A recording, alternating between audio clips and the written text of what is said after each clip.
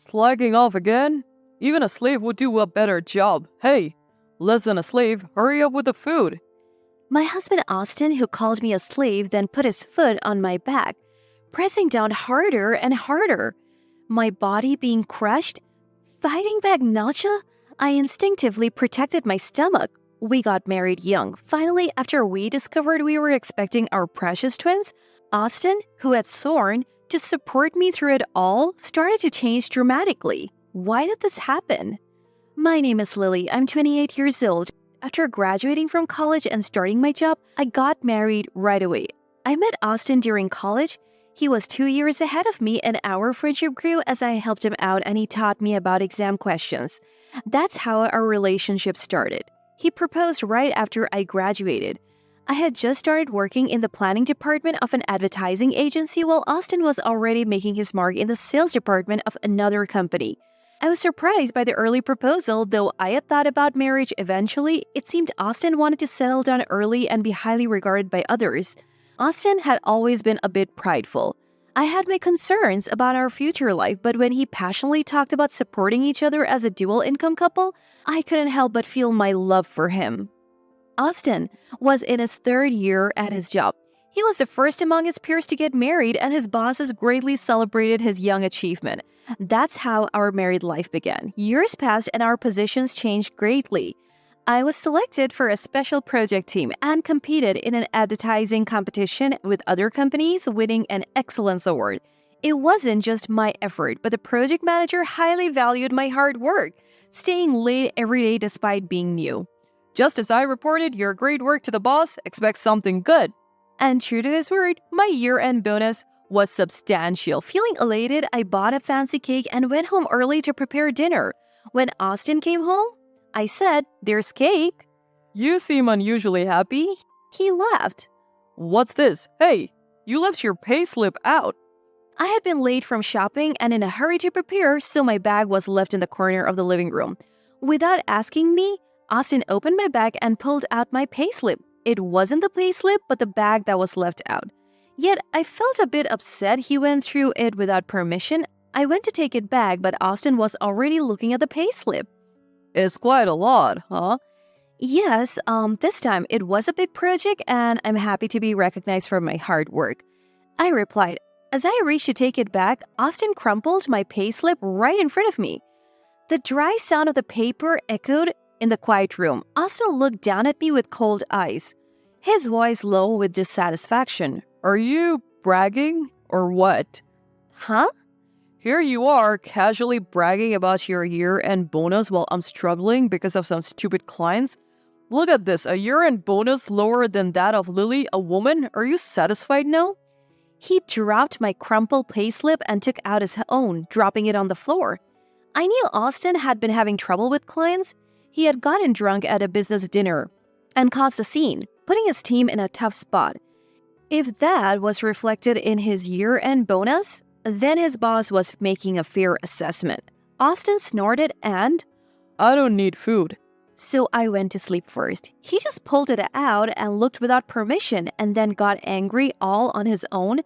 I felt upset by his behavior, but considering Austin's prideful nature, I should have expected this. I vowed not to make the same mistake again. However, Austin's attitude remained cold and no day of reconciliation ever came. This didn't change even when I found out a few months later that I was pregnant. The days of promising to support each other with kindness seemed like a distant past. My morning sickness was severe, and I often had to leave work early. My colleagues were understanding, and the handover for my maternity leave went smoothly, allowing me to start family and medical leave. But at home, Austin was always in a bad mood when he returned. Hey, you haven't even cleaned up the breakfast dishes? Using your health as an excuse to leave the house in such a mess, don't you realize it's not just your house, Lily? Austin relentlessly criticized me even on days when it was hard to stand. I neglected housework. But Austin seemed almost pleased about it. One day, after coming home drunk, he said to me, Lily, your salary was almost nothing last month. A wife really is useless without her husband's earnings, huh? Austin was proud that he earned more now, that I wasn't working. Since the year-end bonus, my salary had been higher than his. which only worsened his mood. Alone at home, I would tear up from loneliness, shame, and the agony of morning sickness. Yet, when I saw the baby growing inside me during the checkups, my love for the child grew. I couldn't help but love Austin, the father of my child. I kept telling myself that, but eventually, I reached my limit. Austin's return home was late again tonight. Lately, his return times had become irregular, often late into the nights on Fridays. While scolding me for the neglected housework, he spat out, "A stay-at-home wife is just a burden, not contributing any income. I have to support you to survive. You're practically a slave." I endured the shock of his words. Too overwhelmed to respond, I spent a sleepless night. Insomnia was bad for the baby. I knew that, but I couldn't stop my tears as I laid down. Austin's drastic change pushed me to seek help from a college friend. She was a close friend, the only one I could think of for advice. I couldn't tell her everything, but I carefully explained how Austin hadn't been understanding since my pregnancy. Almost all my friends sided with me and criticized Austin. But one was different. I was shocked by a WhatsApp message from my junior, Gianna. "It's normal for him to be upset coming home to a dirty house and a sick wife. Austin just wants a normal life. Before blaming Austin, maybe Lily should do her part." I wanted to reply, but it seemed Gianna had blocked me after sending her message. Without an outlet for my feelings, I became deeply contemplative. In these times, my parents, along with my mother-in-law Hazel and sister-in-law Ellie, were very supportive. Mom and Hazel got along well. Hazel even promised to rush over any time after hearing my mom hurt her back right after I got pregnant. Ellie treated me like her real sister, my kind and caring in-laws. Their behavior reminded me of Austin's past actions, but my morning sickness was too severe to dwell on it. One night, I lay on the sofa feeling even worse than usual. As I stroked my slightly larger belly, feeling the warmth there, the nausea hit again, and I finally picked up my phone. "Sorry for the sudden message. Are you coming home soon? I'm so nauseous I can't stand up, and I was hoping you could get dinner on your way home or eat out tonight." That's what I texted Austin, but his reply a few minutes later brought me down. "Don't be selfish. You've been at home all day, right? Or did you go to work without telling me? No, that can't be. Do your housework. You've got nothing but time." The barrage of harsh words didn't end there. Trying to suppress the nausea in my chest, I put down my phone and took a deep breath to compose myself. I tried to stand up and go to the kitchen, but instead, I collapsed onto the soft carpet from the sofa. An overwhelming sense of dizziness and sickness took over my body. The anxiety of Austin's imminent return grew as I heard the front door unlock. After the sound of his heavy footsteps down the hallway, Austin burst into the living room. Seeing me sitting on the floor, he clicked his tongue in an exaggerated manner. "Slacking off again? Even a slave would do a better job. Hey, less than a slave. Get the food ready." Austin tossed his bag and suit around carelessly. When I didn't move or respond, he stopped in his tracks. "What? Ignoring me now? All right, you're nauseous. Stop it." Austin kicked the carpet and approached me. I instinctively braced myself but could only manage to turn my back to him, unable to escape. I felt a weight on my back. Austin lifted his foot and brought it down on my back. The pressure gradually increased. I instinctively wrapped my arms around my belly. I couldn't breathe. The pressure was crushing me and my belly. "Stop it." "Get the food ready. Feel like throwing up? If you do, I'll send you back to your parents' home. I won't allow that in my house." I nodded desperately under Austin's threats, curled up trying to protect my child. But I didn't know what to do. My mind was blank with panic. Then, a cold voice came from behind us. "Is that all you have to say?" What? Startled by the sudden third party, Austin stumbled back from me and turned around. In the hallway leading straight from the entrance to the living room stood two women with faces similar to Austin's.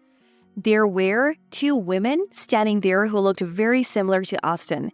Ellie and Hazel were glaring at him. "Austin, what on earth are you doing?" Ellie, red-faced, screamed as she rushed in. She grabbed Austin and pulled him away from me, causing him to fall clumsily to the floor. She stood over him, pressing on his stomach. "Do you realize what you're doing to a pregnant woman?" she yelled fiercely. It took Hazel's intervention to stop her, otherwise, Ellie would have continued hitting Austin with her slender fists. Ellie and Hazel's arrival wasn't a coincidence. I had contacted them before Austin because I felt too sick and anxious about his late return. They brought easy-to-eat items like soup and ice cream, knowing I had nothing to eat. They arrived a little after Austin, who had left the door unlocked and ran straight to the living room, allowing them to enter without a key, raising their suspicion. Ellie checked on me, especially my belly. Since the pressure was light, the discomfort faded once he moved away. Ellie had divorced and returned to her in-laws' house, unable to have children anymore due to complications and the loss of her baby. Therefore, she was more than happy about my pregnancy, treating me like her blood sister, always reliable. As she cried, standing between me and Austin, I handed her a towel and held her hand. "Ellie, I'm okay now. Don't cry so much." She nodded and hugged me. Their arrival brought me the most relief. As we decided to go to the hospital just in case, Austin's voice shook with panic. It's not my fault, right? Nothing's wrong, right? Going to the hospital is just being overdramatic. Ellie's face filled with anger, but Hazel was quicker to raise her hand, slapping Austin's cheek with a loud sound. "The one being naive here is you. Right now, Austin, you're causing suffering to your own wife and child. It's not my fault? Don't joke around. Even if she wasn't pregnant, it's wrong to step on someone." Then Hazel loudly scolded Austin. Austin, holding his slapped cheek, looked at Hazel in a daze, oblivious to my need to ensure our unborn child's safety. Considering the possibility of hospitalization, I asked Ellie to prepare the necessary things and turned to face Austin. It took courage to confront Austin, but with Ellie and Hazel by my side, I felt strong. I'm going to the hospital, and even if everything is fine, I won't return to this house ever again. Just like Austin said, I'll go back to my parents' home. I would no longer tolerate Austin's demand to not inconvenience him. Austin's eyes wandered, and seeing Hazel and Ellie glaring at him, he gritted his teeth and shouted at me, "Going back to your parents' home in your condition? They'll just say you're a disgrace, a daughter who left her husband and comes back with a child?" "I'll have to ask my parents about that. They're not the kind of people who would be happy to see me live like a slave to you. I can't discuss this with you anymore, so I'll communicate through a lawyer from now on." I had kept quiet about Austin's actions to avoid upsetting my mom. But now I realized this wasn't just my problem anymore. I had to protect both my life and my child's. So going back to my parents' home didn't scare me. As I gave Austin a firm look, he scratched his head, showing his irritation. "Fine then, let's divorce. Divorce. That's what you want, right? You selfish woman? Can't you imagine what your parents will say, abandoning your husband, bringing shame? Lily's not fit to be a wife." Austin's illogical reasoning was met with protest from Hazel and Ellie. Austin only cared about his comfort, reputation, and appearances, all superficial things. To him, the baby and I were nothing more than tools for maintaining his social standing. As Austin argued loudly in defense, I held back tears and raised my voice. "I am not ashamed. I don't want to tell my future child about their dad having another partner, so I want to separate now." "What?" Austin's face paled, and Ellie and Hazel were speechless. I continued. "I'll also be claiming compensation in the divorce proceedings." Yes, Austin had an affair. His partner was a junior from college. When I confided in Gianna, she contacted me to blame me. Doubting Gianna, I had another trustworthy friend investigate. Learning about her many affairs, often with other people's boyfriends, once I got pregnant and Austin lost interest, he complained to his college friends and Gianna targeted him. She probably thought Austin's high income would remain unchanged after the divorce. Gianna, known for her flashy lifestyle funded by men and bragging to friends, had a bad reputation. Yes, Austin quickly started a relationship with her, being young and beautiful. Their relationship led to trouble due to Gianna's obsessive nature. When he found out I was consulting with a friend, he made a misunderstanding and got furious, thinking that I was just after his money. She sent me a one-sided WhatsApp message accusing me of being a gold digger and then blocked me, leading me to discover the affair. I hadn't expected such treatment while securing evidence of the affair and planning to return to my parents' home, but now it didn't matter. With everything coming to light, Hazel and Ellie was appalled, and their only words to Austin were, Good luck with Gianna. After packing, we called a cab and left. Fortunately, the hospital confirmed that both the baby and I were fine. In the meantime, Hazel had informed my parents. Thanks to her detailed explanation, I was able to return home quickly. At my parents' home, my parents welcomed me with tearful eyes, making me realize I almost chose an irreversible path. I started remote work while recuperating at my parents' home. Hazel and Ellie visited often, and thanks to a balanced lifestyle and peace of mind, my health improved significantly. When I told my friends about the divorce, another incident occurred. Austin worked at a major corporation, which employed many of our university alumni. Probably passed down from a friend, it seems the news about Austin's affairs and Gianna's behavior spread quickly through mutual friends, and rumors about him mistreating his pregnant wife and cheating spread rapidly. Austin, who had married young and was about to become a father, had even planned child welfare projects. Such rumors about him couldn't be ignored. However, he tried to hide his actions and blamed me, claiming, Lily is done as a woman and a wife. What can I do if a beautiful woman asks me out? Those with poor sales results criticize me, but what would they do in my place? Unbeknownst to him, his behavior was already causing disdain among his colleagues. His superiors soon found out and ordered him to hand over most of his work to others. Apparently, no department wanted to deal with him. Though he kept his seat in sales, he had no work left. His family-oriented projects were also criticized given his affair, leading to such discomfort that he eventually resigned. The day after I filed for divorce and demanded compensation through my lawyer, Gianna left Austin upon hearing about his job loss and the compensation he owed. Once the divorce was finalized, my friends learned the whole story. Though I had told them to make their own choices, everyone who had been close to Austin and Gianna cut ties with them. Hazel and Ellie declared, "That man is not welcome in this house, so now Austin lives alone in that house. He had always relied on me for housework and couldn't cook or clean properly." Unemployed, he led a disordered life, sleeping until the afternoon on his days off. He finally realized how much he had relied on my income. With a dirty house, dwindling savings due to living expenses and divorce compensation, and no job prospects, Austin couldn't take it anymore and showed up at my parents' home. I was wrong too, let's get back together. His pathetic attempt was met with disbelief by my family. My dad, bringing a shovel from the shed, shouted, Come back and I'll call the police. Threatened, Austin left trembling and never returned. Months later, I gave birth to a healthy baby girl. A surprisingly easy delivery that made even the doctors marvel. The days of hardship caused by Austin seemed almost forgotten in the joy of her birth. My parents were delighted to have their granddaughter close, and Hazel and Ellie regularly visited with generous gifts of clothes and toys, filling the house with laughter. With the support of my parents and Hazel and Ellie, I returned to work. Leveraging my experience as a single parent, I proposed a project that quickly led to an invitation to a competition. I'm determined to create work that I can proudly tell my daughter about.